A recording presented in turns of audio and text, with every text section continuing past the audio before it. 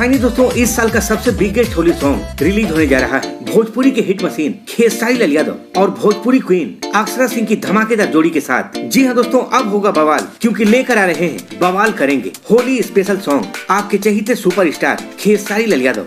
आज की वीडियो में हम बताने वाले हैं इस धमाकेदार गाने के बारे में पूरी जानकारी, और साथ ही बताएंगे खेसारी लाल यादव के एक और धमाकेदार गाने के बारे में। तो वीडियो बहुत ही इंटरेस्टिंग होने वाली है, इसलिए वीडियो को पूरा देखिएगा। सबसे पहले दोस्तों आपको बता दें कि खेसारी लाल यादव और अक्षरा सिंह के गाने बवाल करेंगे का दूसरा पोस्टर आउट कर दिया गया है, जिसमें दोनों स्टार बवाल लुक में दिखाई दे रहे हैं। इस गाने को लिखा है मनोज मतलबी ने और म्यूजिक अविनाश झा घुंगरू के हैं। गाने में अक्षरा सिंह और खेसारी लाल यादव ने अपनी आवाज दी है और इस ब्लॉकबस्टर गाने को अक्षरा सिंह के ऑफिशियल यूट्यूब चैनल पर रिलीज किया जाएगा।